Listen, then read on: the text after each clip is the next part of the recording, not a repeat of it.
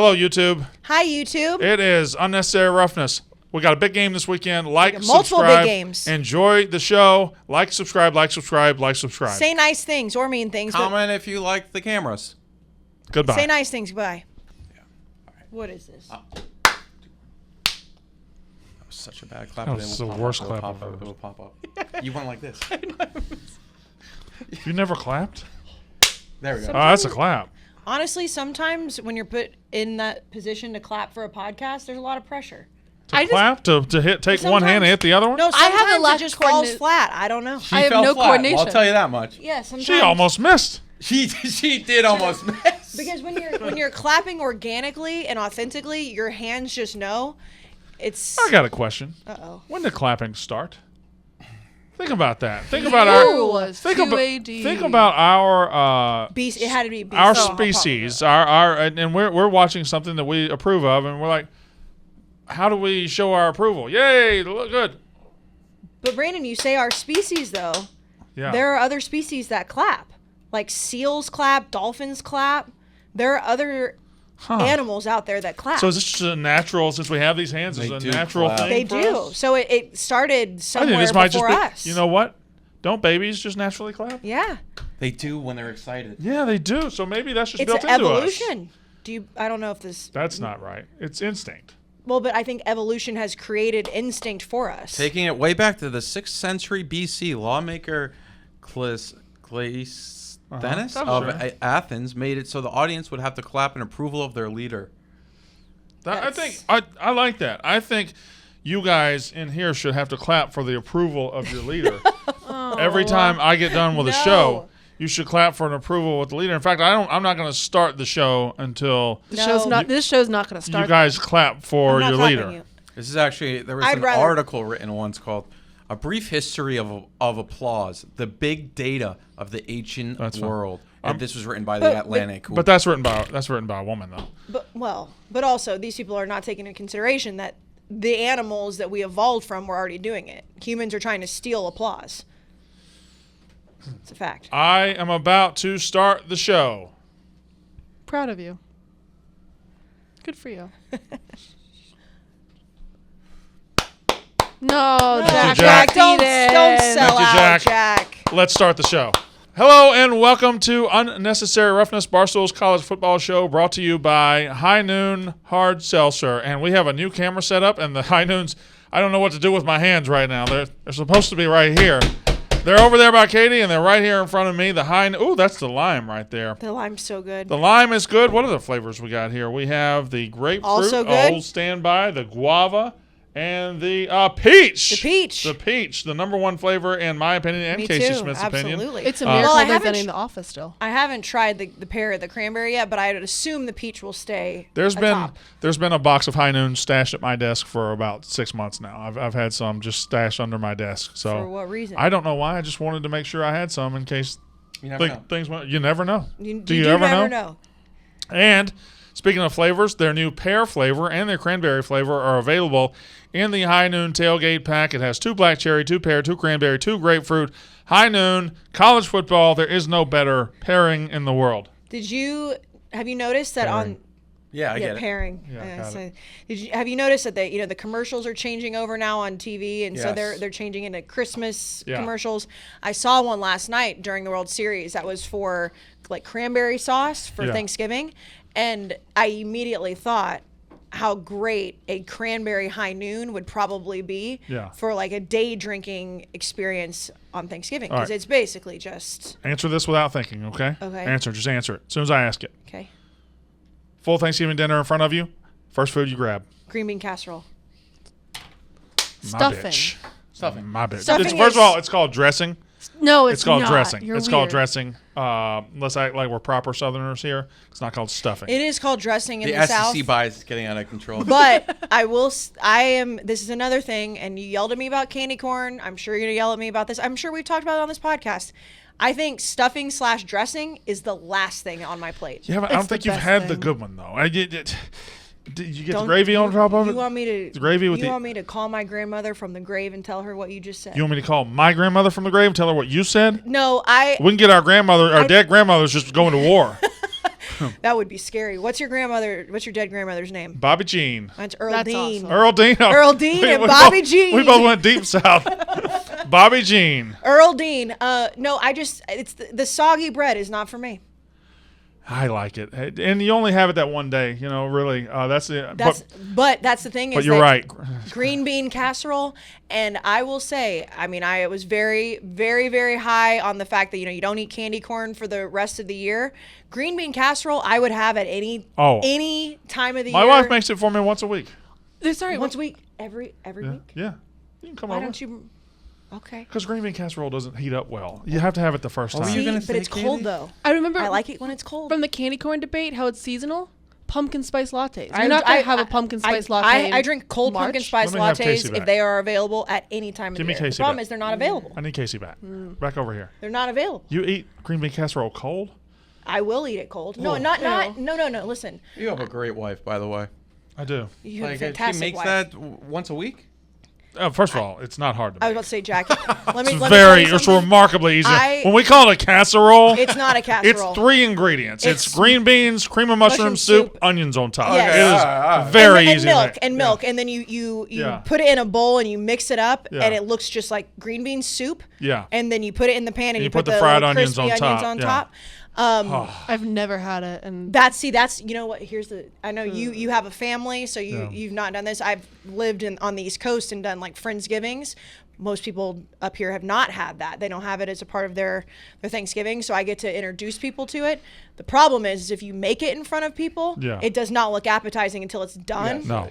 So you have to wait. But I like it obviously hot. But the next day, if you get it out, you get it cold, put some hot sauce on it. It's all become one thing. Also, don't look at it until the onions go on, because You can't look at it's it. not pretty. I'll It's show not pretty. Katie. Should I show Katie a photo? I've got a photo. Of just an unioned in casserole. in the bowl from last year. Oh, yeah. And Katie, back to your point. I know we're all over the place. Somebody said that to me about pumpkin spice lattes, and I said if Starbucks had a pumpkin spice latte all year round, I would get it cold in the summer. They just don't. So I make them at home sometimes. I don't even like hot pumpkin spice lattes. That's the whole thing. Anyways, continue. Well, you're preaching today. Well, I'm thinking about Thanksgiving food, so I'm starting to get hungry. Which, by the way, is not very far away. I was looking at the calendar. 3 weeks. 3.5 weeks. 4 We've got Maction, the Yeah. college football show, doing Maction in a couple weeks. First of all, we have the, I got a busy slate coming up. I got the Dozen in New York on Tuesday, but then we have the Barstool Invitational on Friday, November 11th in Philly next week. So 8 days from right now, we're going to be in Philly. You know what I'm concerned about for you guys with that? Me dying and playing basketball? Well, that would be if the city is still standing at that point. If the Phillies win the World Series between now and then, That'll be 5 days removed. I don't think they're going to, though. you think the Astros are going to win? I think they kind of blew their shot. Maybe just thinking out loud. Verlander's pitching tonight. And he needs a big win. Yeah. I have a question. Okay. 30 years. Does he look back on his life and say, I was a Hall of Fame baseball pitcher?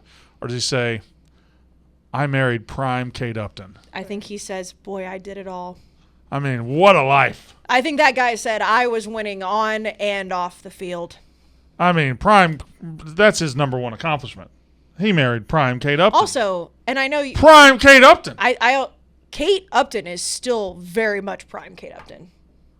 I know. Oh, God. I love her so much. I know you do. I love it. You know what I love. Well, I would say you have a very specific I have a tell. type. I have a type. He has a tell. The girl could not be this girl could have no face, but if she had the best boobs in the world, Brandon would think she was hot.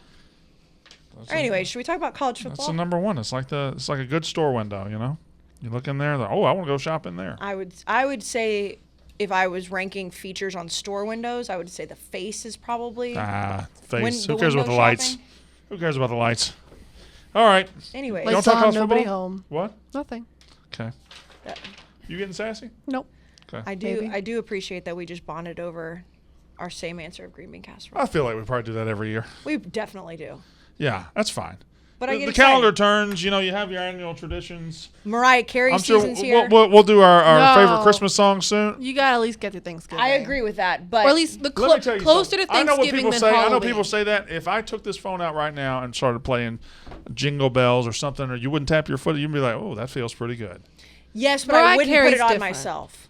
If I played Mariah Carey, All I Want for Christmas Is You right now, you're like, no, not for me. I would say let Halloween be dead in the grave. Like, the body's still warm for Halloween. See, no, Halloween's over once November turns. That's where we disagree. I want it to at least be closer to Thanksgiving than Halloween. At least split the difference halfway. I love Christmas. I love the season, but I do like to get through rivalry weekend. Jack has Googled something on his computer.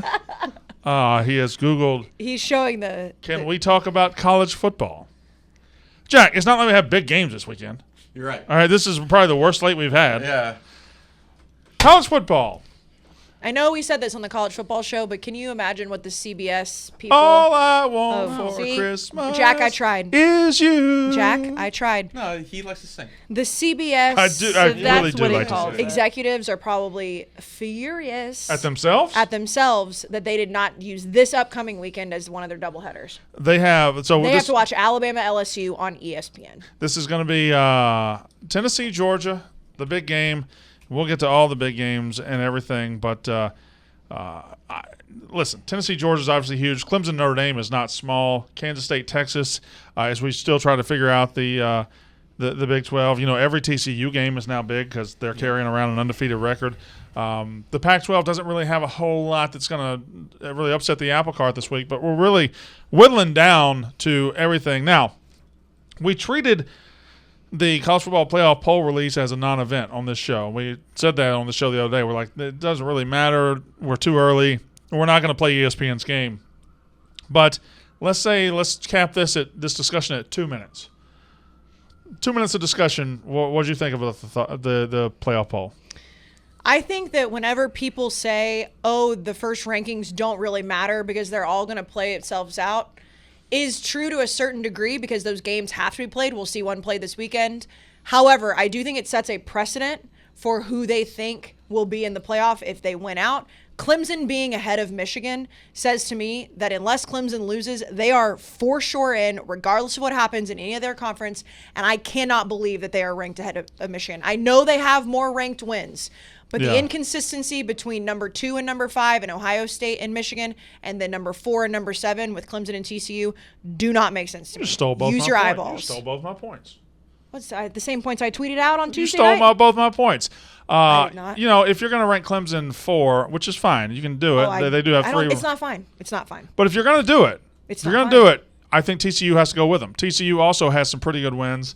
I don't understand how you separate Clemson and TCU because Clemson's wins aren't aging well. TCU's wins haven't aged all that well. But I don't understand the separation between those two particular schools.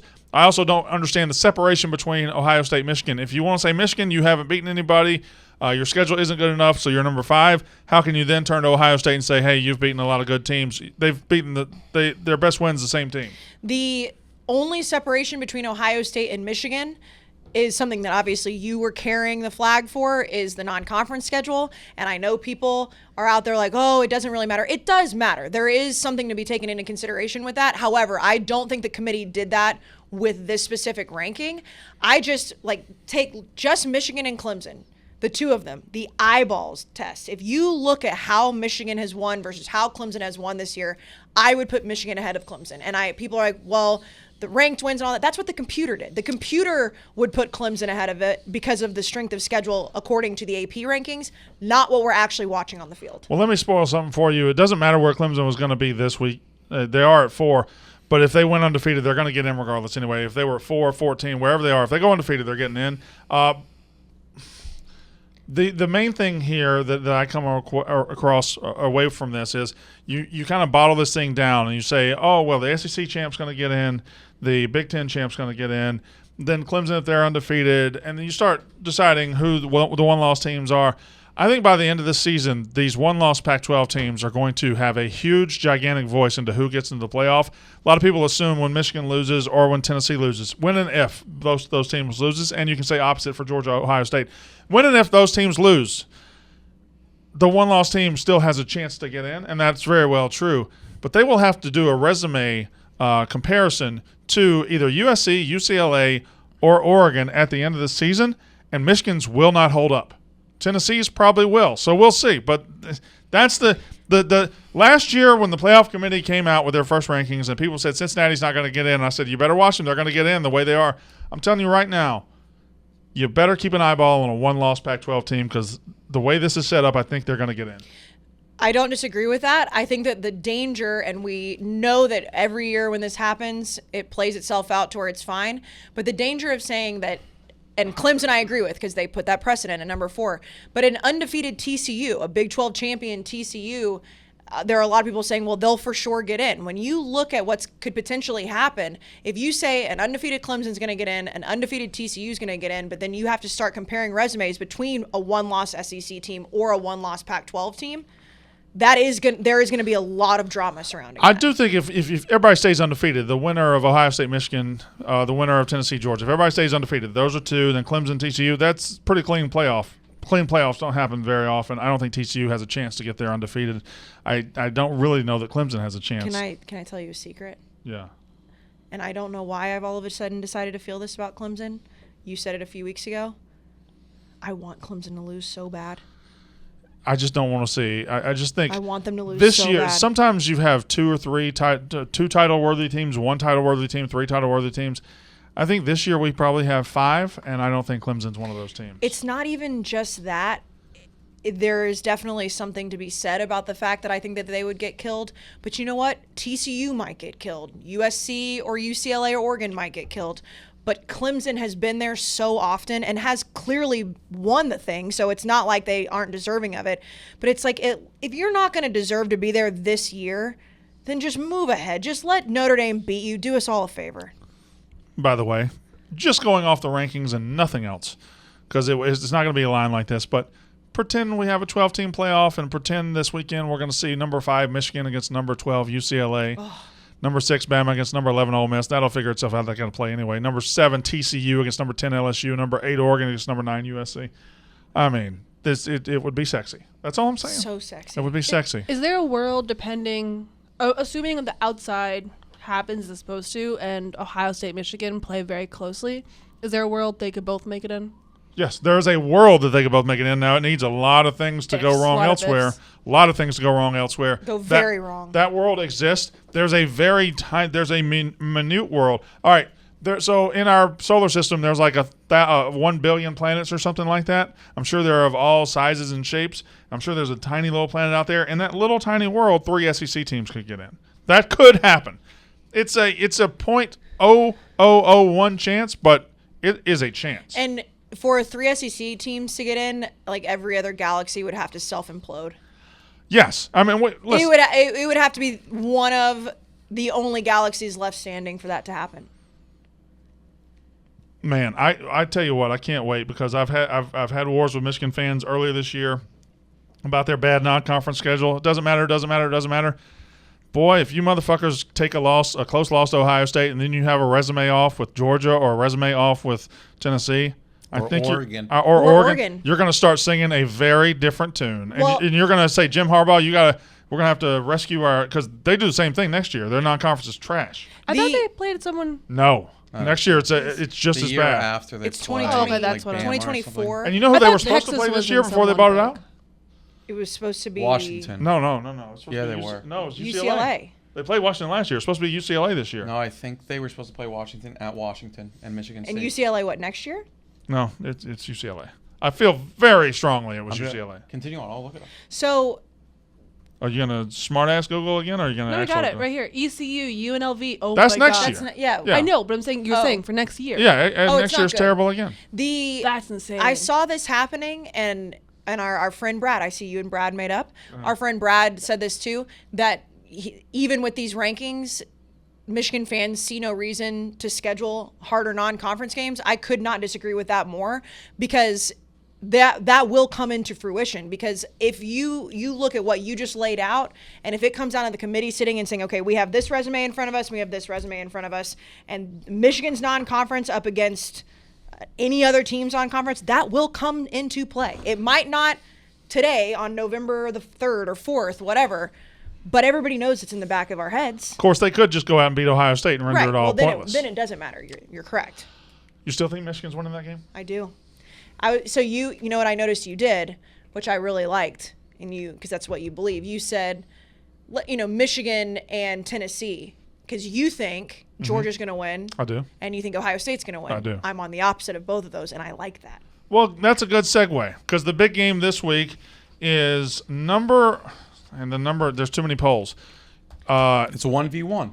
It's it's the first ever 1v1. Yeah. It's the AP number 1 Georgia against the college football playoff number 1 Tennessee. But in the AP, it's 1 versus 2, and they're tied with Ohio State. In the college football playoff, it's number 1 Tennessee against number 3 Georgia. That's the one we're going to go with. I was about to say, let me ask you a question. Other than the fact that in our brains every year we've done this for 10 weeks, you don't care about the AP poll anymore, right? No. I don't give a shit. Once the college football playoff rankings are dropped, the AP poll might as well be dead and buried. It is number 1 Tennessee on the road at number 3 Georgia. Let me add some context. It's number 1 Tennessee again on the road against defending national champion number 3 Georgia. May I add some more context? Please. It's number 1 Tennessee on the road at number 3 defending national champion Georgia, who is favored by 8 points. Yes. You have an elite offense in Tennessee, scoring 50 points a game, just demolishing whoever they play, up there at 550 yards a game. They pass the ball. They run the ball. They do everything. They are elite. You have a Georgia defense who's 1 year removed from having a historically elite defense, and this year having a really fucking good defense. And in the context of this season, it is also an elite defense. Just not as elite as it was last year. It's a clash of everything. It's a clash of Tennessee's going through the express lane to glory. They've done it all in one season. Kirby Smart had to go through building blocks. He had to run up against Daddy Saban for a couple times, and he had to get to these moments and then lose, get to these moments and lose. Josh Heupel's trying to say, fuck all that. I'm going to self-checkout to get a national title. Mm-hmm. And that's what – so you have not a Johnny-come-lately, but you have somebody who's fresh on the scene to this eliteness, and Georgia who's been crafting it for 4, 5, 6 years now. And that's where Kirby Smart's accomplishments now look even better to me, because he is the new fresh face. Is he the next Alabama or the next Nick Saban? Are they the next dynasty? We don't know that yet. We already knew Nick Saban was. So Kirby Smart had to beat Goliath after that dynasty was already there. If Josh Heupel can do it this year, and again, that does not mean that Georgia's dynasty is dead or Georgia sucks, but if he can do it, he doesn't have to go up against years and years and years of Georgia being dominant in the SEC East. He can do it in year 2, which is crazy. This is it's a heated rivalry. It isn't the number 1 most heated rivalry for either of these teams, but it is on the short list for both of them. Tennessee has had some famous victories against Georgia. They had the Juwan Jennings a couple years ago in 2016. Georgia's had some famous victories over Tennessee. They had the hobnail boot a couple of years ago. They had, I think my God, a freshman was against Tennessee back in 1980 for Herschel Walker. I could be wrong on that. I'm talking about, what was his name? The announcer. Ward? No, Larry Munson. Thank you. John Ward was Tennessee. You just thank yourself. He did. Huh? He did. I did. I thank myself for working through that. But it's the hottest offense of the year against the best defense of the season. That's where it is, and it's a huge SEC rivalry. I want to say this again. Said it on Tuesday. We'll probably say it many more times. It will be so nice to watch the biggest SEC game of the year and not have Alabama in it, and not have Gary Danielson falling all over himself to talk about Nick Saban the whole time, even though he still might. I was about to say, you are giving Gary Danielson way too much credit. He has said a lot of weird things this year. You think he won't find a way to make this about Alabama? Sir. Yeah, he probably will. Sir. If I was drinking this year, I would create a drinking game. And you'd be drunk by halftime. He will absolutely make us about I'll take Alabama. a stance here. I want to all take a side, okay? Because I know your side, I know my side. Let's go ahead. Cross the board, huh? We're not even going to get into numbers or anything. Casey Smith, who wins this football game? Tennessee, Brandon Walker. It's just too much Tennessee right now. Offense is too good. I think the offense is too good. I think that and Jack said it perfectly, that there is an air of this team that feels like 2019 LSU, which I know we're wanting those types of teams every single year. But Tennessee's offense is so good, and their defense is a lot better than we thought that they would be earlier in the year. And I understand, Stetson Bennett won the national title. I understand this offense has a lot of talent on it and a lot of stars that can pop off, but I think Tennessee's defense is good enough to slow down Georgia's offense, and I think that Tennessee's offense is so good that even going up against an elite defense, they might not score 50 points, but they could still score high 30s and be just fine. I have one major concern with my prediction and my choice. I do think Georgia wins the game. I think Georgia's been here before. They're the defending national champion. They have a quarterback who can look average at times, and during the fourth quarter of the national title game was the very best player on the field. They also have the home field advantage, and that's so gigantic. Listen, Hendon Hooker's been outstanding this year. They've got some big wins over Florida, over Kentucky, over Alabama. Those are all at home. He has the one big win on the road, and that was against a weirdly stoic LSU crowd at 11 a.m. This is not going to be that. I don't think Sanford Stadium is one of the top 5 stadiums in the country for noise, but this will be a top 5 Sanford Stadium environment ever. Like it will be as loud as humanly possible there on Saturday. It will be crazy. Hendon Hooker has to take the show on the road now against a defense who's been there, done that. I have one concern before I pull the trigger on this. The two offenses that Tennessee's defense has looked really good against, because their pass defense is garbage. But their run defense is awesome. They're pretty good up front. The two offenses they've looked good against, they look really good against LSU, who has Daniels, who can't really throw the ball down the field very well, and Kentucky scored 6 points. They have Will Levis, who can't throw the ball down the field. I'm not sure Stetson Bennett and this team can throw the ball down the field as well as I would like to in order to make this prediction as strong as I'm going to make it. But I'm going to trust Stetson Bennett, who's been there. I'm going to trust Brock Bowers. I'm going to trust him. I think it's a lower scoring game than people think. I think it goes under the total. And I think Kentucky ultimately wins a game that goes like Tennessee? Georgia. He meant Georgia. What did I say? Kentucky. Yeah. It's okay. I think Georgia ends up winning a game that's in your 28-17 range, maybe 31-21, something like that. I think they listen, if Tennessee's off, if they don't slow down Tennessee, if they don't keep them low scoring, they're not going to win the game. So if I'm going to predict Georgia to win it, I got to keep Tennessee around 17-21 points. Yeah, because when you look at this Tennessee offense just on paper, Jalen Hyatt has been popping off like crazy. But I know I'm not taking anything away from Sanford Stadium. I'm not taking anything away from home atmospheres in any major conference, especially a top 4 game like this. However, I've been to plenty of games at Georgia, not of this caliber. I get that. They're not, like, Georgia's home crowd will definitely play an advantage. It always does in college football. It doesn't scare me for Hendon Hooker to walk in there and him all of a sudden fall apart because it's loud in there. That I feel like, and it's a fair thing to put weight into.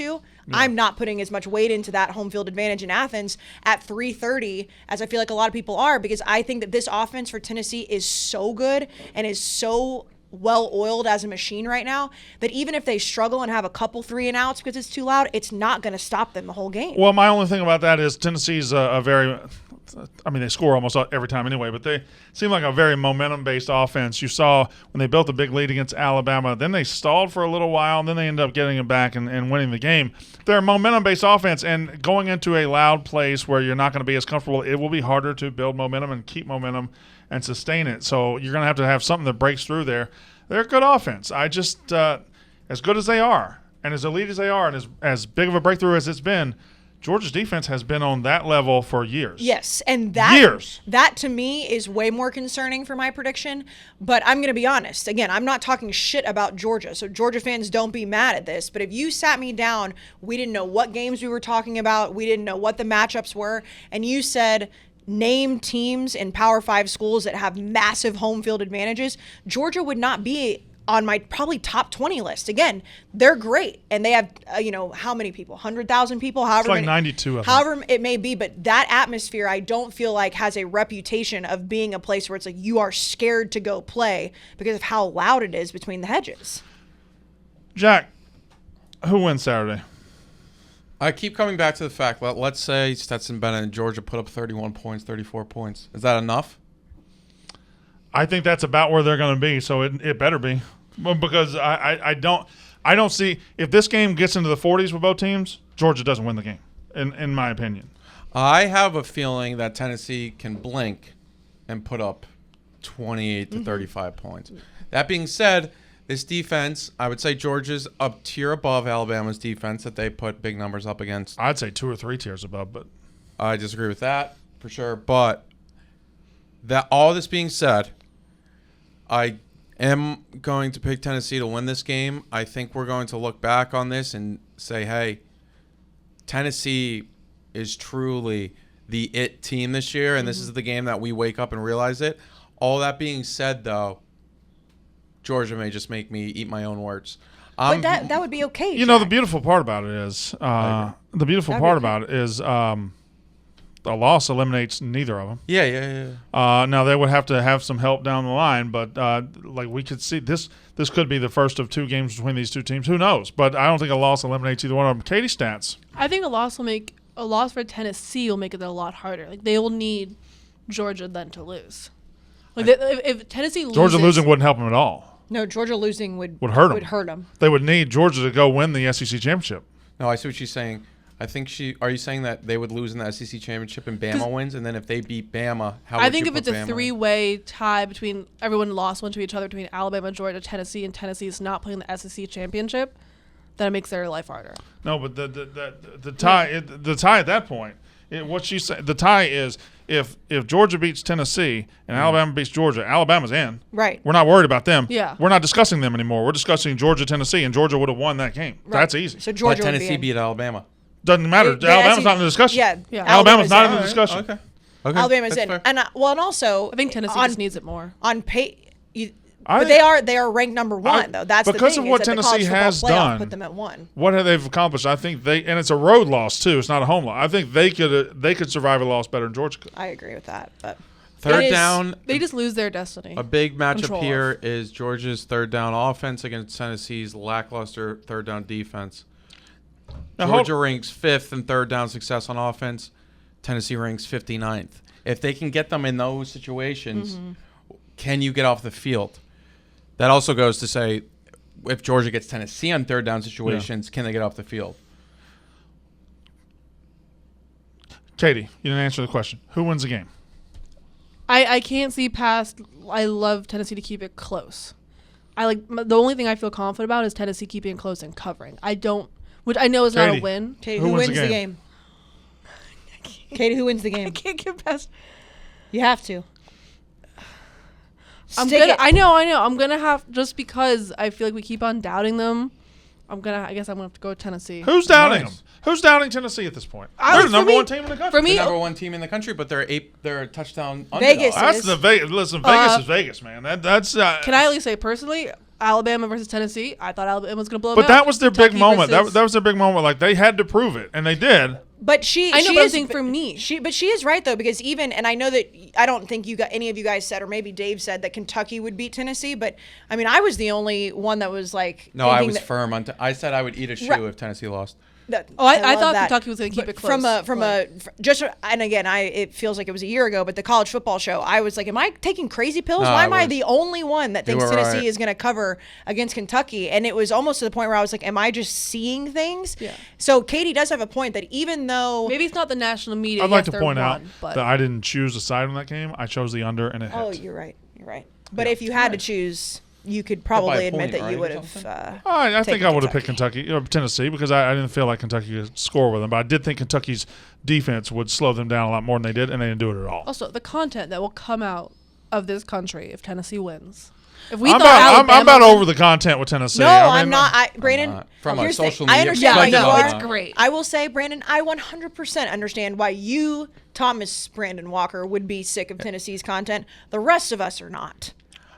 How many more show. fake accents am I going to have to deal with next week if Tennessee wins this game? Who's the all man? summer long. All summer long. Who's the man? Do we know like the name of the guy, or like is he a viral guy that did the dance before the Alabama game on Nealon? You know what I'm talking about? The one that's no, gone viral? that's Zeb Ross, baby. That's Zeb Ross. His name is Zeb Ross. That's Zeb Ross. He's like a. He's a TikTok megastar, Zeb Ross. Oh, Wait, I what's don't- the name I'm The of guy honest. that does the clogger? What's the clogging? rap? The The guy clogging. the does- rap guy we don't talk about anymore. Yeah, we don't talk Yeah, about it. he's Okay. he's He's problematic. a bad Okay, problematic. never mind. It's all right. Never It's all mind. good. Well, you had to write down what he did. For Okay, people never that mind. what? No, we can say it. We can say this. I don't think you can say that. Well, I wouldn't say it like you said it. Oh, I would not. Oh, that's not. That's that. wild. That's wrong. Hey, throw that away. That's crazy. He claimed that he met his, or not claimed, he said that he met his now wife when she was 15 and they were together at 15 Is or that 16. is that what I wrote down? Not true? really. Well, maybe true. Okay. Anyways, Zeb so is like a part of like an Amish community. So I'm gonna just. Is he from Tennessee? Or is he may be from like that area. I'm gonna out myself here. I don't know the TikTok stars outside of the ones that are talked about in the Barstool office. However, that man has gone viral on Twitter and Instagram as well, and he's electric. And I want to see him clog his way. I want to see him on. Can he get to Sanford and Canton, North Carolina? Let me tell you the problem with Zeb Ross. He's liable to show up in Sanford in red and black this weekend dancing for them. No, he can't do that. He could. He's just trying to help his family dance more. He's from Canton, North Carolina. Yep. Yeah, but he can't. He's the good luck charm on social media now. He's from the mountains of North Carolina. You think Kirby hadn't called him? Hey man, I saw what you did for Tennessee. Why don't you come on down to Athens? We'll feed you a steak. It would be devastating. That's somebody, by the way. He's kind of a little bit like Hasbulla. You don't want to do too much digging because you may not like him. Oh wow. Yeah, Hasbulla has a lot of that. You love Hasbulla. Well, me personally, I'm a different human being though. Built different. You are built different. Hasbulla is a problem. So that's Tennessee, Georgia. I'm so in on Tennessee. I said it a couple weeks ago. I would love to wear that orange shade that they have and glasses. Does any of it feel a little too good to be true? Yes. Of course it does. This sounds like such like they have two elite wide receivers now. No, I'm saying that all is they have not a very too good good to be quarterback. true. He is old, without a doubt. Yeah. Is it weird that they have a 25-year-old quarterback? Yeah. But he is an elite quarterback in terms of college football, and it seems as if they have the weapons surrounding there that are not – it's very similar to very great offenses we've seen throughout the years. The evidence and the facts of how good this team is, those are not too good to be true. Those are facts. The storyline, and for lack of better terms, the around Tennessee does feel like it is too good to be true. I mean, listen, but it felt the same way in 2019. I don't know if it did. LSU was still hovering around. Did. And we knew talent was there where they were just dicking around. And this team they were so bad for so long. And they were 7-6 last year, lost a bowl game to Purdue, and all of a sudden they're the best team in the country. That's crazy how it's recency bias, because I feel like if we went back to this podcast in 2019, early in the season, and there are very, very, very small percentage in my head thinks that you would be like, well, LSU could win the national title this year. I will say. No, I didn't. No. I never said that. I would have never said that. But LSU had been hovering around really good to. LSU had been hovering around it. LSU was not a stranger to the national scene. Tennessee ain't been there in 2 decades. Fair. That is true. Yeah. But and it the wasn't year like prior, we saw the LSU team that was pretty good, but not amazing. They lost to Florida in the swamp. They were decent. Burrow was actually much better than we remember. But that's the same as last year with Hendon Hooker. If you go back and we looked at Hendon Hooker from 2021, we look at a Hendon Hooker that was very good. 2018 LSU, they went 10-3. They lost. That's the game they lost to A&M in like a million overtimes. They went 10. Their seasons before. Here are their 5 seasons before their 2019 breakout. They were 10-3 in 18, 9-4, 8-4, 9-3, 8-5. But they fired Les Miles. They did fire Les Miles, but they fired him for like 8-4. They didn't do what Tennessee's been doing. Tennessee had the biggest idiot in the fucking world. Tennessee had NCAA investigations. Tennessee was like in the mud, in the swamp, as dark as you could be. And then all of a sudden, Josh Heupel opens the heavens. They go from a 7-6 team last year to this. But here's my question: so you think Ed Orgeron was just a guy who caught lightning in a bottle with Joe Burrow and Joe Brady and that whole thing? So why would it not be something just with a different piece in place for Tennessee? Maybe Josh Heupel. Oh, it could be. Is the piece. It could be. I'm just asking the question. It could be. This could be a team of destiny. This could be a team that this is their year. They're going to win every game. This could be a team of absolute destiny. But doesn't it – hell, I might have even said this during the 2019 LSU season. Doesn't it feel all a little too rosy and shiny right now? Yes. No adversity whatsoever? Like, this is crazy. They had some adversity. They could have lost that pick game. They could have lost to Alabama. Okay. All right. I'm just The, saying. the know, answer I the mean- answer is yes. The answer is does it feel like it's too good to be true? Yes, but then when you actually look at the facts and the evidence, that doesn't feel like it's And too I- good to be Struggle true. versus Florida. And I'm not sure the LSU the Alabama team LSU went and beat on the road in 2019 for their big win to really say, all right, well, this is LSU's season. I'm not sure that team was as good as this Georgia team is right now. In fact, no, I know that it was not. But Georgia has also I don't know struggled if too that's this true year. either. That was a really I good feel Alabama Yeah. team. it was a fine Alabama Yeah, team. that was the team. That was the team after we saw Alabama as the greatest team ever that lost to Clemson. That's fine. They were fine. They had already lost to somebody. So I don't know who they lost to in 2009. I don't think they lost. It was 1v2. In 2018?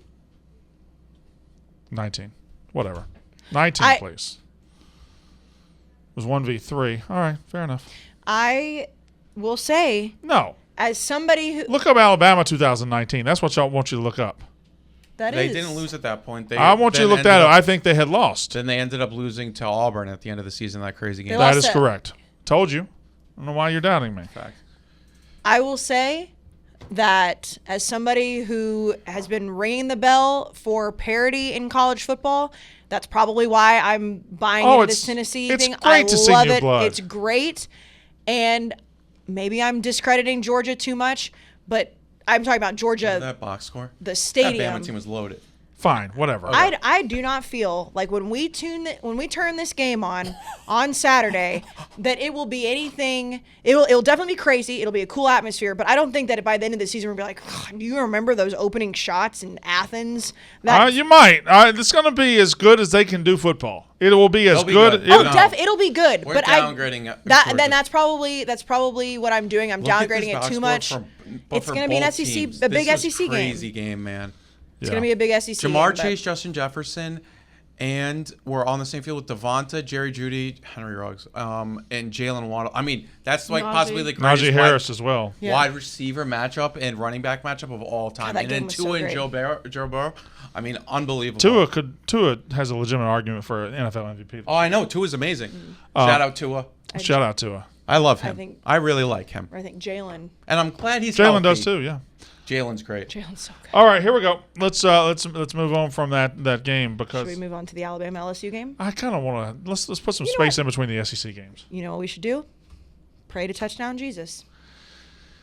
Folks, I've said this many times.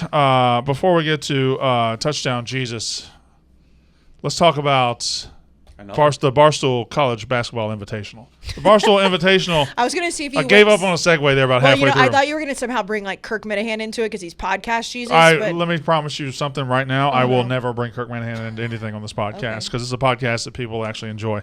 The inaugural Barstool Sports Invitational is coming to Wells Fargo love you, Center Kirk. in Philadelphia on Friday, November 11th. Tickets are now on sale for the public, and Stoolies and Hoops fans from around the country will be there to watch Barstool Sports pull off a college basketball event like none other. In Game 1, UAB will take on Toledo at 5 p.m. Eastern, followed by Mississippi State Akron at 7, with lots of surprises in between. Join Brandon Walker, Dave Portnoy, Big Cat, and other Barstool Sports personalities November 11th in Philly. Secure your seats now at barstool.link/invitational. That's barstool.link, LINK/invitational. Isn't there some the half court shot challenge? I might be dunking a basketball off a trampoline. There's a half-court shot challenge. I'm going to be playing yak basketball. There's like $15,000, $30,000 up for grabs. are gonna put yourself at risk by jumping off of a trampoline in front of all those people. Do you think I can dunk a basketball off a trampoline? I think that you can. Is because it one of those like yoga mini trampolines? Yes. what I'm- oh, it's not- okay. Those aren't real trampolines. I Do you think I can do it? do think that you can do it with. I don't mean this I think that you could do it with disrespectfully. with nobody watching. I think that you could Stop do talking. it. Continue. I couldn't do it. It's just like we got too much weight, man. Can't you dunk a basketball without a trampoline? I get damn close. You can touch the rim. I could last dunk when I was 37 years old. Okay, then never mind. Spend some years. Have you seen the Seinfeld episode? This is ironic because I'm the one who doesn't like to get touched. Seen the Seinfeld episode with Jimmy? Jimmy Jumps? Yeah, and then at the end, Kramer's wearing the shoes. Yeah, and they think he's What's he wearing? He's got the he went to the dentist because he went to the yep. Yeah, and then he is has a coat. Is it a funny coat? He gets ran into by a taxi. Then the guy who's holding the dinner for the fundraiser says, "You have to come with me," and he sits in the. That's right. Very funny episode. That's right. Jack. That's right, Jack. How much of a running start are you going to take on that? You can take as much as you want. You don't want to take that But much. that's No, I want you to what doubt saying. me. I want you to I'm doubt not me. I doubting want you to you. doubt me. I want you to doubt me. And I want you to doubt filming me. it all. I'm going to be glued to I'm your not hip going to doubt being you. social. I'm just saying that I do feel like, with an arena full of people and people maybe like chanting your name and such, that it could be a lot of pressure. Do you think they're going to be chanting his name in an arena full? Maybe. Why? Why would you say that? Why would you say that? Why would you say that? Why would you say that? We're living Why? in the. Why would you say that? I open up my paper. The Barstool Sports Invitational coming to Wells Fargo Center in Philly, November 11th. All right, Notre Dame, Clemson. That's next Friday. See you there. Notre Dame Clemson is this Saturday. God, I want Clemson to lose. Listen, I want the season to play out. It says Clemson fans, I don't hate you. I don't hate you And either. I recognize that a few years ago, every time you doubt Clemson this year, every time you say that Clemson might beat, here's their rebuttal every single time. Well, that's what they said in 2016. That's what they said in 2018. That may or may not be true. But in 2016, you had Deshaun Watson. You had elite receivers. You had elite players across the board. In 2018, you had Trevor Lawrence. You had Travis Etienne. You had elite players across the board. This year, you don't even like your quarterback. You don't even like your offensive personnel. You don't have Travis Etienne. You have Will Shipley. Solid player. Not as good as Etienne or running backs you've had in the past. You don't have anybody near T. Higgins, Justin Ross, DeAndre Hopkins, anybody that you had before. You have nowhere near that at receiver. You're not all that elite on the offensive line. You have an elite defensive line, good linebackers, and then a quarterback you want benched. Like, this is not 2016 or 2018. It's just not. And not only a quarterback that you want benched, a quarterback that was benched by your Lord and Savior, Dabo. Yeah, this isn't like Clemson's leading receiver this year has 29 catches for 364 yards. That's pathetic. That's terrible. Not good. No. And the reason we say, I want Clemson to lose is not because we hate little old Clemson. It's because we look at that team, the makeup of it, and I just don't think it's on the level of the other teams that could comprise the playoff if Clemson's not in it. And you talk about what could happen in the SEC and the Big Ten with a one-loss team, a one-loss Ohio State or Michigan or Tennessee or Georgia or go down the list. I would want to see any of those teams I just named in the playoff over Clemson. And that is not an SEC bias because I'm saying the same thing about the Big Ten.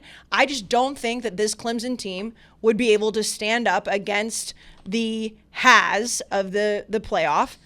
And they've been there a million times. Let somebody else do it. All right, now we've got Clemson against Notre Dame. Now, Notre Dame is not what we would call a good football team. They've shown flashes of being one of the worst teams in the country. They've shown flashes of being really good. They have wins over BYU, who's not terrible. They have a win over UNLV, who is terrible. But their two biggest wins of the year just happened to be when they went on the road twice into Clemson territory, into the ACC, and beat the other decent teams in the ACC. They went and beat Syracuse by 3 touchdowns last week, 41-24, and they went to North Carolina, who's got 1 loss, and beat them 45-32. Like, they've struggled against Marshall. They've struggled against Cal. They've struggled against their entire schedule until they get to these so-called good ACC teams, and then they cruise. So what does that portend for this weekend? Anything? I think that we can do a little bit of college football math, Brandon. You got to be careful doing that, but I think here it might be apt.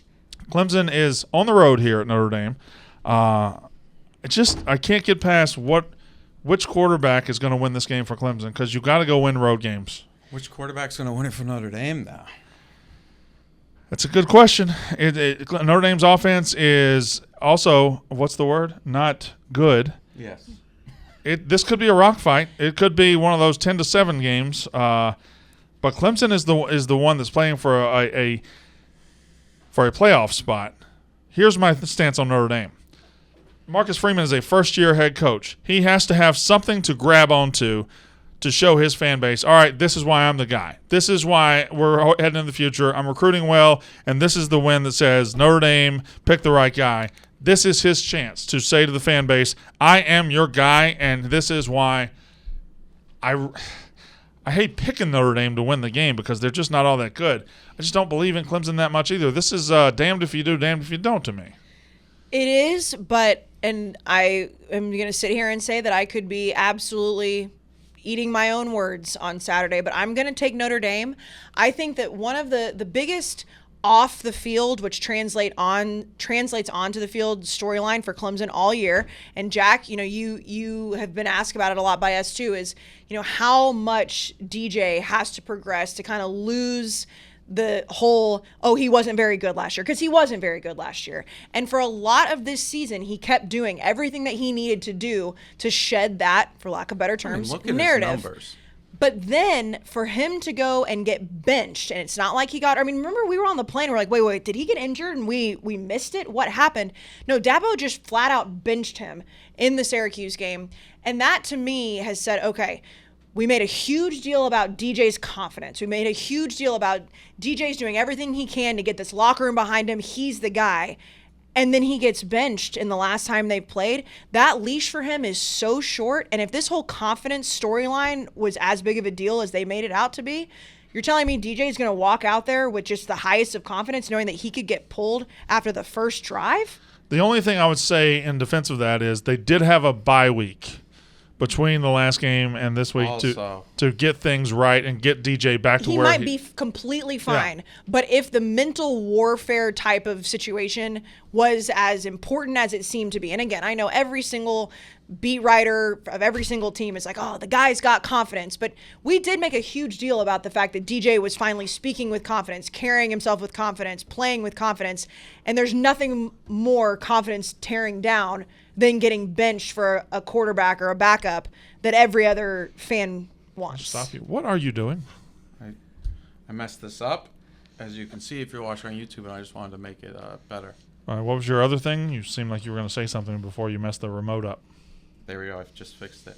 You have it. The only thing is DJ's gone into the stadium and played his best game. So again, that was back when he had great receivers and great talent around him. And nothing to lose, really. Well, I'm just saying that he could feel at home here. After one game 2 years ago? All I'm saying is it's just a point to bring up. He's gone in. We were talking about I don't like your point. I don't like your point. Yeah, no. I think these are two teams that are actually better on offense than we give credit for, and then they both have pretty good defenses. This could be like a 17-14 game. I don't know. It feels like Clemson's a better team, but Notre Dame is just – they're right there. It's going to be interesting. Neither of these teams are very good. They are. Don't get me wrong.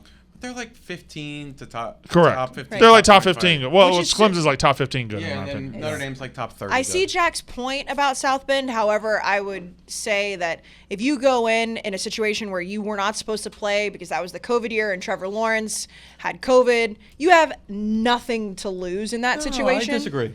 You have everything to gain, and what he did was have everything to gain. But if he goes in and doesn't play well, it's he wasn't supposed to come in. But he was going to be the quarterback for a team that was in the middle of a run to the college football playoff. If he would have gone in and thrown a million interceptions, but also, Trevor Lawrence at the time, and he still is one of the greatest quarterbacks to play high school and college football. It was he's the next coming of Jesus Christ too. And it's if he would have come in and not played that well, I don't feel like we would be sitting here just back then, DJ's not the guy. I would just Trevor Lawrence has COVID. Okay. What was I about to say? I had a point in my mind. Oh, yeah. It's a night game at Notre Dame Stadium. Is it darker there than everywhere else? You know what it is? I think it's darker there, and the lights are more brilliant. The lights shine a little brighter. You know what it is? Are they calibrated for the gold helmets? There's nothing around it. Really? Nothing. Nothing around that stadium? And they don't You've been there? I have. There's the basketball stadium's not near. The basketball stadium isn't lit up. Literally in the darkness, beyond it, you are right. It is more dark there, but beyond it, there's no city. South Bend is a city. Shout out Mayor Pete. It's like a big town, though. It's a big town. With a really lot of crime. Actually, I didn't know that. I've spent not a whole lot, but a decent amount of time when I was with ESPN in South Bend. that is true football weather. Like I know it gets super cold. When I was there in the fall, I loved it. And like, they obviously show Touchdown Jesus, but like that little area where Touchdown Jesus is right outside of the stadium is like very like picturesque movie type. But I also feel like they just, the lights. I know people say Notre Dame's home atmosphere isn't that great. I disagree with that because it just screams college football to me. All right, a couple more games before we get to the slate, the full slate. Kansas State is hosting Texas. Texas is going to win. And I'm still trying to figure out who the best team in the Big 12 is because I haven't figured it out yet. I know some of you think you know. It's not TCU. TCU is not the best team in that conference. I think Kansas State's a better team than they are. But they lost. Doesn't matter. Kansas State is an underdog at home against a Texas team. Vegas truly believes Texas is just moments away from turning this thing around and being the best team in that league. Is this the weekend it finally happens? Yes. No doubt. I mean, obviously I have a doubt. I don't hit 100% on anything. All that being said, though, I think they had the bye week. The Oklahoma State loss was just – that was a once-in-a-lifetime loss, man. What are the chances that you have 14 penalties against you and 0 for against or on you? Yeah. Or what are the chances you have a 14-0 penalty disadvantage in the game? It's got to be 0. Yeah. And all that being said, Quinn looked just off in that second half. I think maybe he was just freshman jitters. Maybe it's tough. It's tough to go on the road in college football. We downgrade that way too much. Road games are tough. And he's still a freshman. This is a road game. I know. But this is his second road game that is significant. And I think this is going to get them on track. And they're going to, unfortunately for me, win this, beat TCU, and they're going to be the offseason hype machine. They're definitely beating TCU. I don't know about definitely, but they're going to be the offseason hype machine. What's your name? Go. Casey. Yeah, you think Texas is winning. I do think Texas is winning. winning.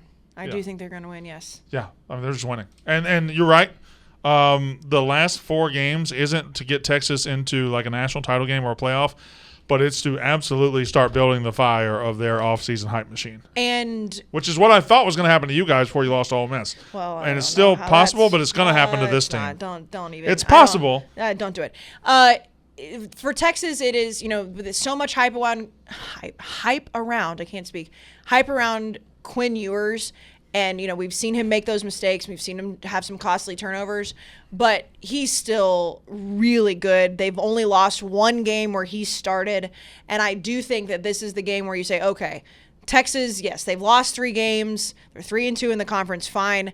But they're on a roll. Sark's got them where they need to be, and they've got their quarterback. That's the key here. You want to talk about the difference between, you brought it up. I'd like everyone to remember he brought up my team, not me. The difference between the hype machine around Texas and the hype machine around Texas A&M going into the season was that Texas knows who their quarterback's going to be. It's Quinn Ewers. A&M might have figured it out in week 9. That's the difference.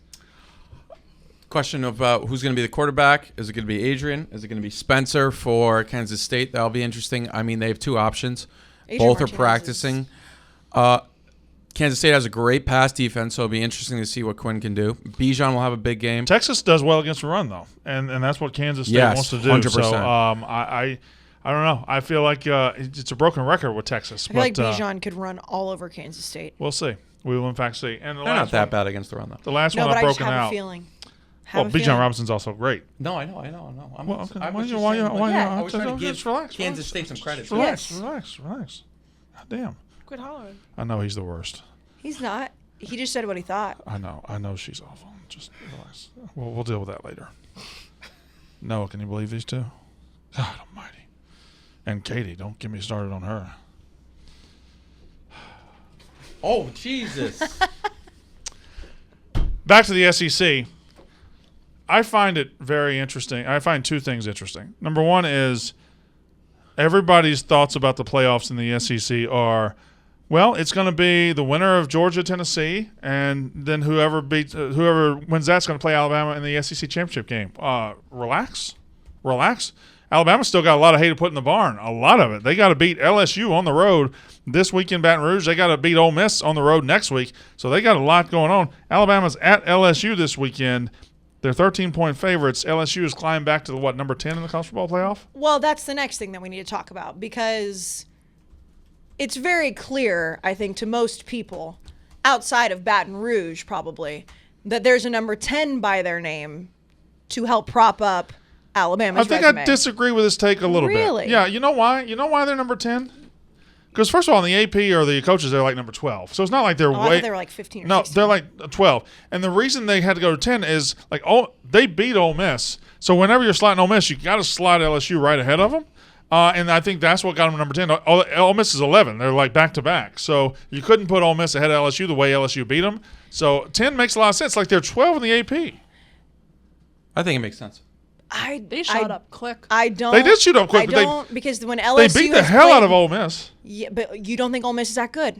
I don't, but that But in when the eyes of LSU this has committee, looked bad, And they they've looked bad. that's the story about LSU. They have alternated between brilliant and absolutely terrible. The 10th Terrible. team in the country, to me, doesn't play Tennessee the way that they did. It just could. Who knows? I could be wrong. That could say more about Tennessee later than not to bring up old shit, but Oregon's in the top 10 and they lost 49-3 to Georgia. So these things do happen. That was week one, new quarterback, These things new head happen. coach. These And things I know happen. Brian Kelly, I get that, but they do happen. And I am not saying that LSU is a shit team by any stretch. I think this game is going to be closer than what the spread is. However, when LSU was number 10, when they unveiled that to me was just like, okay, because I mean, are they really? I thought they were 15 in the I AP. just don't know. I just sucked their dick for a minute just to turn on them right now because listen. Brian Denny West. Yeah, they're 15 in the AP. Bryant Denny West, excuse me. I mean, 15 and that's- 12 are the same number if you turn the 5 around upside down, Close enough. backwards. I mean, that's 5 and 2 are the same That number. little smirk she just gave you? Close enough. Who gave me a smirk? Don't be smirking. Don't Yeah. be snide. Don't be snide, Quit kid. hollering. Did you see that Katie posted the most TikToks in the company by a personality by 2x? So I was going to. And the first thing he says is, "We gotta post more on TikTok." Wait a minute. Well, he's wait just a hard coach. Yeah, yeah, no. He's like a coach. Oh no, he's like, Like he did Saban. it strictly to like because Dad's doing it or something. I come to her sometimes with a hey, way to go. oh, Wait a to go. minute. Where did that happen? Yeah, where was I? She's Did got you my see- TikTok it cooking. was hard. It was hard for him to say "way to go" there. Yeah, he struggled with that. You know how lucky you are to have somebody do that for you because making TikTok stinks. We're gonna cut some up for you. We talked with I know. Noah. I appreciate that. But you know what? I'll post my Don't own. you fucking try to That take my is true. TikTok girl. I'm not trying to take her. I'm saying you should be thanking her deeply because the fact that you're like, first of all, did Gaz like send out a list or something? Yeah, No, there's- they send out weekly like. It's like the social personalities. teams. Yeah, Does Gaz like that's great for you? But do you even know your own login? yeah, he's on his own TikTok. He gets Yeah, of notifications. course. Uh-huh. He does not. I'm the one that made it up. I had it before she took over. Like she didn't start it. I had the TikTok. I had to give her the login, right? yes. But did you post a video on TikTok before she did it? I came Almost on certainly yes. Yeah, I came on with 1,000 followers, so I don't know Yeah. whether I forget if there's. No, videos actually, you on know it. what? Somebody else did that. My wrestling boy was doing that. Yeah, there's no Right. way that. Wrestling boy. I was, wrestling boy was listen, doing that. I'm happy for full-grown you. That's man. great. I will say this again. I'm aging myself. I tell Jack this all the time. Making TikToks stinks. Anyway, doesn't matter. Doesn't matter. Katie's doing a great job. Yeah, running- shout out, Katie. She's But I doing a wasn't great job invited on to the the show. Rangers. Doing a great job on everything she does, huh? You didn't get damn. invited. No, God, he invited damn. everyone else. You didn't get invited to the Rangers game, but it was a boys' night. Caitlin went. Caitlin's my goddamn sister. I didn't. She's kidding. She's kidding. Oh, okay. No, she's not. No, she's not. She is my sister. We almost no, I got know. him. We She's almost. not kidding. We don't need this to be a fight. This is funny. Let's no, finish the pod. It's one of the things I don't care, but it's funny to bring it up. To be like, Next time jab, jab. I get tickets, I only had one to give away. I gave it to my sister. I apologize. You had 3 to give away. No, but he won. But also, he remember when we were talking about the Jets Bills game? He was going to help you get tickets to that. He said, remember yeah, that? you should ask this person. No, he was going to help. Where do you want to go to a game this week? I'm buying the tickets. I'm good. I No, don't you're have not. the Game time. time, Will. Also, remember Christmas last year? Yeah, fair. Okay. Christmas, yes, but good jobs. All right, never mind. I forgot. Jack's here. Don't tell him. Hey, Jack, you remember Christmas last year? You every Yes. year. You walked into that one, didn't you? No, every year from her. I know. You walked into She's that always one, been didn't you? mega nice on Christmas. Whenever I get it, I'm shocked. Brandon's leg is just You chopping away. did it. You brought it up. I knew what you were doing too. I was like, uh-oh. That poor Ted. So who's covering LSU Bama?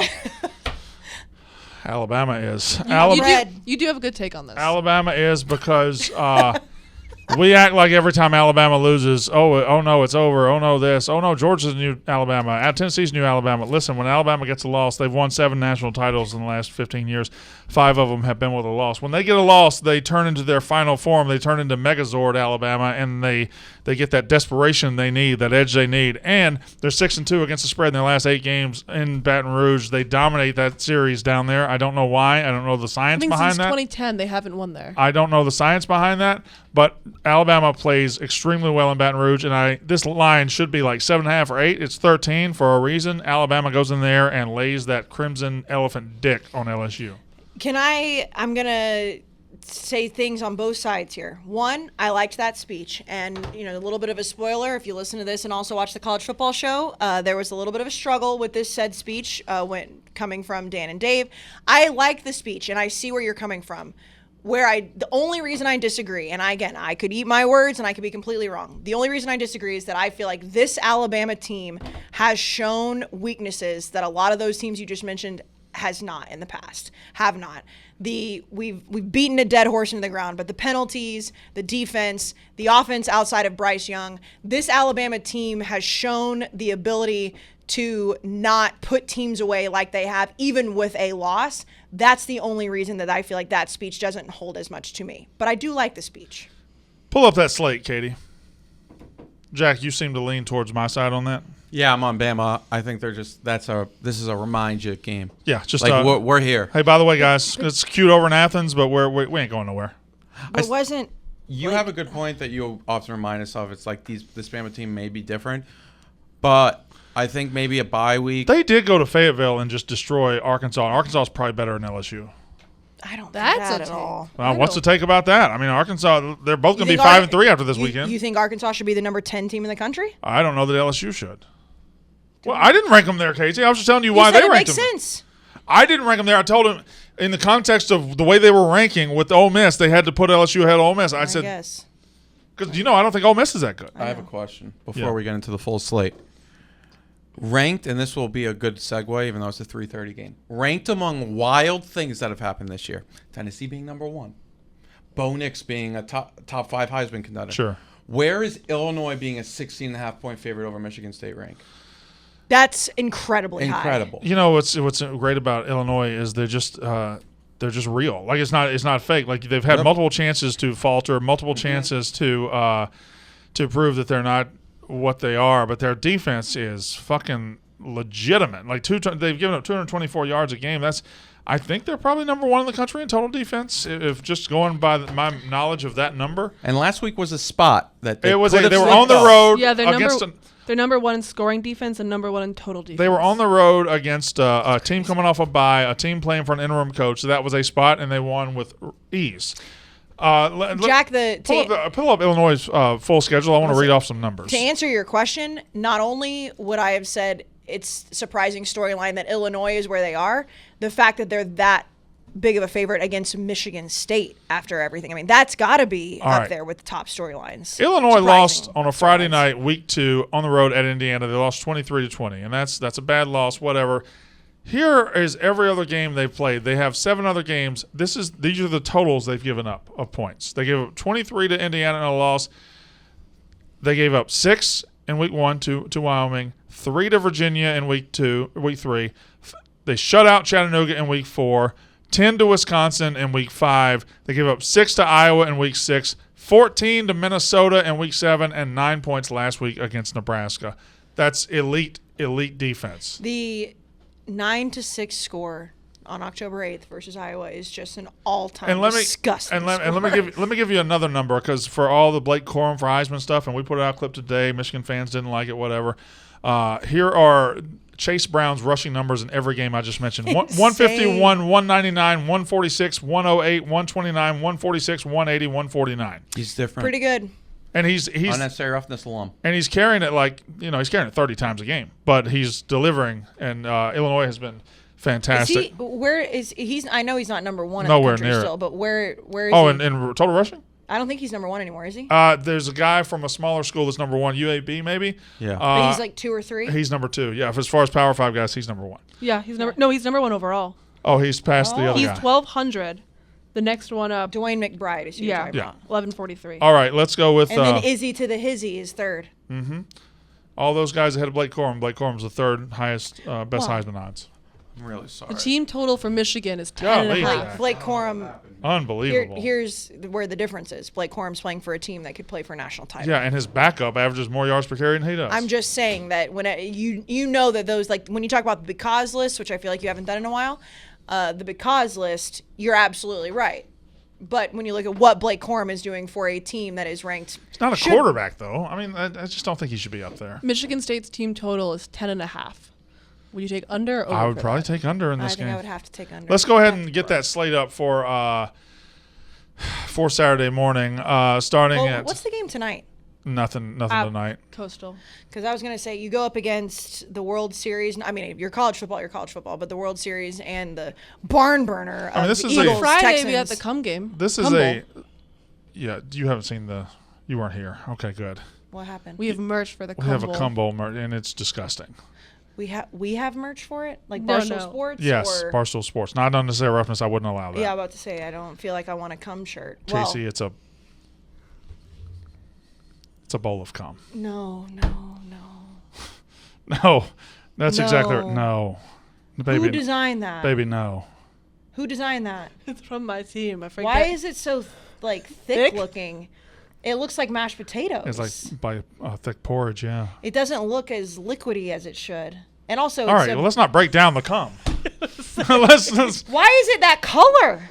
Well, I think that's just our computer. The No, orientation. of it. no, it can't be it's- white on white. Well, or that's. I white mean, call me t-shirt. crazy, but do a different color T-shirt. All right. This is. in-depth analysis of cum has been brought to you by Unnecessary Roughness. I'm pregnant. I understand. Cum bowl. I do think UConn will Brandon, I'm blow no them out. stranger to Got the it. cum. Got it. 4-time sex haver, 1-time sex haver. Got it. Here we go. Well, it Saturday. depends. Brandon is 5 times, depending on who you ask. There were 4. Jeez, give it the times, Katie. Good Lord. Huh.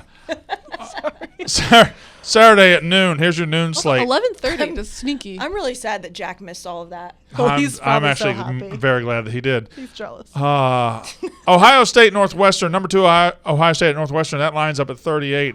Taking it. Save this. I want to ask Northwestern. Jack this question. Northwestern might not I'm score. taking it. I want to ask And this then I'm question. going to be mad if they don't cover, and I'm going to do what I did against when Ohio State didn't cover like a 55-point spread against Rutgers, talk shit about them, and then Ohio State fans are going to think I said they stink. Texas Tech is on the road at number 7 TCU, which every time TCU plays now is an important game because they are carrying the undefeated burden and they are carrying the playoff expectations at this point for their conference. You've got North Carolina, Virginia. You got number 19 Tulane at Tulsa, Kentucky, Missouri, Florida, Texas A&M. That game is falling on hard times. What's going to happen if Kentucky loses to Missouri? Because that line's. I think they're going to. That line tells you that Missouri's going Kentucky to. -2 right now. Yeah, and it's gone down. Like Kentucky's not that good. Oh, though. it's -1. It's nearly pick 'em. Can I say something about the Florida A&M game? We're not going to go in depth because I know no one cares. I swear to God, I know what's going to happen. If Florida beats A&M, all the Florida fans that were up my ass about my swamp take are going to come out of the woodworks, and I would like it on record very much. Nothing that you guys say matters to me this season because you're just as bad. You are just as bad. If Didn't Florida have the goes and wins, and they're not going to. If Florida goes and wins, do you? So they didn't have the expectations. If Florida, But Florida fans acted like they did. Oh, fair. if Florida wins, do you really start having earnest, honest, Jimbo fired conversations? Yes, and This is We don't have to get into it. We don't have to get into it. This will be Calm their down. first 5 We'll game talk about loss Saturday streak night. since We'll talk about 19. Saturday night. no, the answer is yes. And I had this woman who's been on my ass every time I talk shit about Jimbo on Twitter, and she's really one of the only ones. And I refuse to believe there are a lot of Aggies that are like Is this famous Annie or whatever? No, What no, her name- not oh, her. Okay. This one, she seems to be a nice woman, but she said, leave A&M alone. It's the outsiders like you that keep pushing this narrative. And I'm like, lady, we might not make a bowl game this year. It's a very real possibility that since 2008, Texas A&M might not make a bowl game. I am allowed to talk some shit. Casey, leave that to A&M fans. They don't want to hear about from my outsiders about this. Okay. They don't. We want to might hear not from, make a bowl game. They don't want to hear from. My child just Yeah, and got if really by the upset. way, if that's the bowl that we're choosing from, I would rather not make one. The one on her computer. Well, no, that's why I have a problem with it. I have a whole issue with it. We move on. I do think Kentucky will lose as well. Iowa's at Purdue in a game that only parents will enjoy. Maryland's at Wisconsin. Sneaky, decent spot there for Maryland. When we move on to the 3:30 slate, there's other games. Of course, Marshall Old Dominion, tickets as low as $2 if you're in Baylor, Richmond. Oklahoma's Where's on Old Dominion at? Is Old Dominion in Richmond? Norfolk. Norfolk. Yes, thank you very much. Oh, Baylor Richmond's and in Richmond. Oklahoma's on How do you say that? ESPN Plus. Richmond? No, Norfolk. Norfolk. Norfolk. Baylor, Oklahoma's on Placing ESPN Norfolk. Plus. How the mighty have fallen. Well, ESPN Plus did that NFL game on Sunday, so they're Baylor, Oklahoma. They're trying. Interesting to watch there because Baylor is one of the TCU spoilers coming up. They host TCU in a little bit, but Oklahoma, how far do they keep going under Venables? Because they're kind of stirring a little bit. They get It's -3 you, right now. you can see Oklahoma that game is. Oklahoma reappearing in like the back ESPN+. back 5 of the top 25 here in the last couple of weeks of the season. They can happen. They might finish 8-4. Especially if Texas rises. Yeah, that's true. They have the 49. 3:30, number 1 Tennessee's at number 3 Georgia. I don't know why somebody hadn't told me about that one. Penn State's at Indiana. Oregon's at Colorado. Michigan State at Illinois. Oklahoma State at Kansas.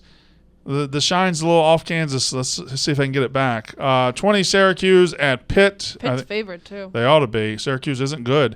UCF is at Memphis. I think that's another upset spot. This could be another sneaky little upset weekend. I think 20 could lose. I think 18 could lose. I think 25 could lose. Someone in my mention said that is 25 like the cursed spot. Every time someone gets a 25, they lose the next week. 7's also cursed. West Virginia, Iowa State's at 3:30. We move forward to the Navy, Cincinnati, Liberty Troy, beating Louisiana. Arkansas. Liberty could It's beat like Arkansas. 16. Yeah, Liberty could beat. It was 13 earlier this week. Is it 16? 14.5. Arkansas is going to score a lot of points, but their defense is trash. The over is dropping. The total's dropping. That's interesting. 'Cause I like 63, but not the 61. Clemson's at Notre Dame at 7:30. You have Michigan at Rutgers in a game we haven't talked about at all because why would you? Arizona's at Utah. Auburn's at Mississippi State. How you feeling? You see our coward-ass old athletic director? Yeah. You see what he did? No. Announced today he's not going to go to that game. He's not going to go to Mississippi State Who say? wearing Auburn's colors. Who say? And I said Be this. be proud of your job. Yeah, be proud of your decision. If you're going to do it, do it. And if y'all heard me yell in the office today, I did a Mississippi State podcast, and I said, hey, if you're an athletic director at Mississippi State and you want to avoid having to come to Mississippi State as Auburn's athletic director, don't take the fucking Auburn AD job. Correct. Was what I said. That would be a correct take. Uh, Jack, welcome back. You missed. we talked about the cum bowl again, and Casey did an in-depth breakdown of the bowl of cum on our cum bowl shirt. I did. Look too thick, apparently, and too yellow. It's the She color. said that didn't look like cum at all. Number 21, Wake Forest, at number 22, NC State, in a game that if everybody was healthy would be gigantic. But it is interesting because NC State, when they fell behind 21-3 to Virginia Tech, they went ahead and aired it out, and I think they might have found their next quarterback. So It's interesting to see where they are with that. I could not care less about this game. Fair enough. I have to I know care, it's- and I don't like it. Yeah, I mean that your team is in this conference. I understand it's ranked, and I understand it's two teams that we had a lot of expectations for. I could not care less about this. Very quickly, let's pull up the tweet. I Unnecessary care more about roughness. Cal USC than I do that game. Unnecessary roughness tweeted out, "Hey bitches, easy question this week: who's going to win the national title?" And I meant to do a different GIF. No, you didn't. Well, I was doing a different GIF, and then you said I don't care, and then I No, that's not what It's happened. not the girlfriend. pretty one. much exactly. So it's different than last week. Yeah, look at the first response. Never mind, it's not there. Why is it not there? The question was very simple: who's going to win the national championship? Tell us who and why. Nick Nyland says Nebraska. Okay, we're not doing that dumb shit. Skip Swin says Ohio State. Solid quarterback. Well, first of all, he's great. He's not solid. Experienced yet hungry team. Solid playmakers. Does he know what solid means? And the defense feels like it's coming around at the right time. You just haven't played a good offense. I just want to point that out. Ryan Day, in-season, in-game, feels at least equal to all the coaches in the conversation, not named Saban as well. That's an interesting take. Just Posa says Alabama, because they're generally better off when they aren't going in undefeated, mostly because I need it for my soul to counterbalance the Lions. Okay. Okay. The Interesting. Lions do suck. MD Knight says Georgia, they have 3 first-round tight ends. I love that take. Arik Gilbert. They still think he's the first round, even though he doesn't. Does he even play? He started to played play a last bit. week. Yeah. He's played more than JSN. CFP Knight says, I think this is Tennessee's year. They remind me of 2019 LSU. They're just one of those special teams. They'll beat Ohio State in the championship, in my opinion. A Tennessee, Ohio State, or Tennessee, Michigan, or however that plays out, national championship would fuck. Tennessee, Ohio State would be better because the points would be outrageous. The total would be 80. Imagine. Hendon Hooker against C.J. Stroud. That'd be awesome. Jalen Hyatt against Marvin Harrison Jr. and maybe JSN if he comes back. Jeb Stewart says Tennessee, giving Team of Destiny vibes. Swag Surfing University says it's going to be a team out of the SEC, so I'll go with Tennessee. I just feel it's their dream team coming up like 2019 LSU. All right, this is starting to get said a little bit too much. Just want to point that out. A little bit too much. I feel like when you have too many people saying dream team, you have to look back in a season and say dream team. If you're in the season, says it doesn't count. At DCroc53. Tennessee, even if they lose to Georgia, they still have a path to the playoff. That is correct. Elite offensive line play with an explosive offense that can run and pass the ball, but the defense has gotten much better as the season goes on, leads SEC in sacks and turnovers forced. I think that's a little bit of play in who they played, too. Like, they gave up 50 points to Alabama. They won that game on a missed field goal. Like that's. But Bryce Young is Bryce Young is great, but like the defense is gettable. They're very gettable. But they're not as bad as we thought they would be. Fair enough. Brandon LaForte says tomorrow big SEC tilt. What's he saying? Tilt. Tomorrow big SEC tilt will be preview. Oh, I see. I think we see a similar result as last year. Vols Dogs will be a national title game. Loser of tomorrow will rebound and win the title. Similar to the SEC title game was Bama won but lost the title final. That sure was wordy, buddy. Continue down. Casey Smith says stop. Well, we have to talk about the sport. No, we have to talk about the games. What do you want me to stop? The GIF. You know what I'm talking about. All right, continue. Gino Fornero, can you read that one? Tennessee, Hendon Hooker. Oh, I thought you were going to talk about the one ahead. Oh, Hendon Hooker was ridiculous. Oklahoma State, J.K. Hammond, big fat loser. Brad Ritt says, Michigan, nobody can slow down that offense. Well, can they not? And it's done at a methodical pace, so the defense isn't tired. Called efficiency. Only one that's on that level is Georgia. Sorry, Tennessee and OSU, not happening this year. I can't wait till Michigan gets beat. I don't think they're going to get beat, but I mean, Tennessee's offense is absolutely. The content that will come out of this office if Ohio State and Michigan play undefeated. They're going to. They're going to. Someone could slip up. Adonis Huslam says Michigan elite offensive line and running back can control the flow of the game and limit high-powered offenses like OSU UT. Okay. All right. Got a couple more. Okay, that's a good one. Go back up. I want to see who that is. Seth, Ohio State. The SEC is pretty overrated this year. There isn't a team in that actually looks like a Titan like in years past. Ohio State will potentially cruise through Michigan. I don't know if there's another team in the playoffs can actually 100% stop them. Well, Notre Dame did okay. Even if you want to say Alabama's already lost, and even if you want to say Tennessee could be a flash in the pan, if you want to say those things, I don't agree with either, but if you say those things, fine. Georgia's looked as good as they've looked last year. They've had 8 games. 2 of them they've looked mortal. The other 6 they've just destroyed people. Also, I agree with you completely. Georgia, you can make a very, very, very good argument that Georgia should be the number 1 team in the country. Why are people forgetting that? And I know it's been a long time, and I know we throw it out, but like Ohio State took care of business. But Notre Dame's defense did slow down Ohio State's offense. So did Penn State. Yeah. So why are Ohio State fans being like, well, nobody can stop them? Well, we've very clearly seen people almost do it. All right, continue, please. We'll see if we have any more. Vic Vinegar says Ohio State, easier path, barring the Michigan game. Complete team that can win in different ways, has the quarterback. Jacob Palmer says Michigan wins the national title, and not because of the run game. J.J. McCarthy gets trust of coaches to start slinging it. It'll open up the rest of the offense to keep up with other teams. If they haven't trusted him to open it up now, why would it start soon? Maybe against Rutgers. All right. These are all Ohio State, Tennessee, Ohio State, Michigan. They're the most balanced team. I don't understand. Oh, that's Walmart Wolverine. Okay, they're the most balanced. I mean, Georgia's very balanced. Mm-hmm. Ohio State's very balanced. Their defense has been statistically very good this year. Michigan's not the most balanced team.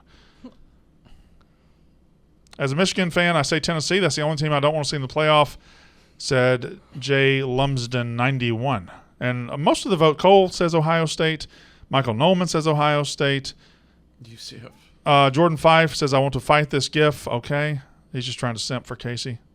All right. No, I think he wants to fight the guy. Can I say one name that hasn't been up there? Nobody's picked Alabama. Yeah. And they're not far out of this thing. Nobody picked TCU either. They're Yeah, still but nobody they're- should pick They're TCU. like second in odds, I think. Huh? They're second in odds. Alabama? Yeah. Yeah, but nobody here picked them. Yeah, It's all no, Ohio it's- State, all Michigan, all Tennessee, all Georgia. Why is Lane Kiffin trending Alabama. right now? There we go. Andrew Baguette. Alabama, a new greatness, allowing old greatness to fall in the shadow, tide uprising. He's just an Alabama fan. Why is Lane Kiffin trending? Because he's going to Auburn? Big T was trending earlier for me. That's only for her. Her Twitter. Whatever. I got to go to the bathroom. Shit your pants? No. Well, I'm why going to the don't- bathroom. Why don't we end the podcast and then you can go to the bathroom? Oh, you want to end the podcast before I go to the bathroom? Well, yeah, because That's unique. This Ole Miss thing right here. So is The batting Yeah, practice? but watch this. He gets hit. What is this player with reaction? Boom! He gets hit in the neck. What's this guy doing? He's just like. He's just poking. He's taunting him. He's Yeah. taunting him. The guy get hit in the throat with a ball. Oh, wait, he's not going to check on him? I don't think so. He's pointing at him when he gets there. He's pointing at him. He's like, yo, Ah, look I at did him. that once, but it was actually a fake injury. And Yeah. they stopped the clock. Oh, I thought he was running out to check on him. No. No. You get but the footwork, how he like. This guy has like, a good swing, number 90. What, he it- shouldn't have played. No, that's the guy football. that does play baseball for him, right? Oh, it is. You're right. Isn't it? That's the guy from Bergen Catholic He looks that, too that, broad. that hit a home run last year. That guy plays Look baseball? at that swing. Yeah, we saw it. We saw it in the spring. He hit a home He run. hit a home run. Taiwan Malone's his name. I believe that's How him. much does that guy weigh? Oh, he's gigantic. Look at He's- this swing, though. he's Oh, a- my God. I don't know I mean, you'll- that guy's arms are huge. I don't know if you'll ever see another defensive lineman / college baseball player, Right, but that's that's- him. And he yeah. went to. I live a mile from Bergen Catholic. He went to Bergen Catholic last year. Taiwan Malone. Yeah. See? That is a gigantic But I don't know if that's man. check their roster to see if that's their football roster to see if he's number 90 because I don't know if he's number 90. If he is, that's him. That guy. I would imagine that is because that is a good swing. Look at that stance. I Also, mean, that's legit. He knows what he's doing. Yeah. Yeah, that guy knows what he's doing. Also, why were they doing that if he knew what he was doing so much? my little woke Yeah, meter's 90s, going 90. off. Yeah. This feels like it's a little bit like. He's also hey, if really this, good at if football. this hits It's you- lame bullshit. Yeah. If this hits you, maybe fall down and it'll go viral. I did hit him in the neck. This guy's pretty good at football. He was a true freshman All-American last year. Well, everybody's a true freshman All-American if they play. All right. That's it. Go. We'll be streaming for Go that. forth and be plentiful. We'll be streaming for the Tennessee Georgia game Really? Where? here In New York in New City? York. Maybe. Probably. 80 No. What? Oh, it actually has to be now. It has right? to be because there's going to be game 6. If Baseball. Yeah. went to game 6, which it obviously did, we will be streaming here. Thank God. Shut down New Jersey forever. The only person that's mad about it is Brandon. The rest of us are very happy And it's Big here. Ab, yeah, probably. I live in Jersey. Okay, so Yeah, but I we all live here. in Well, Manhattan. guess what? I live in Jersey. Well, we've gone to Jersey every weekend. You made that decision. Nah, he's got a family. Thank you. I have a family. It's You're like, about to have one. it's like if I wanted to say something, just. All right. That's the Empower show. me. That's unnecessary roughness.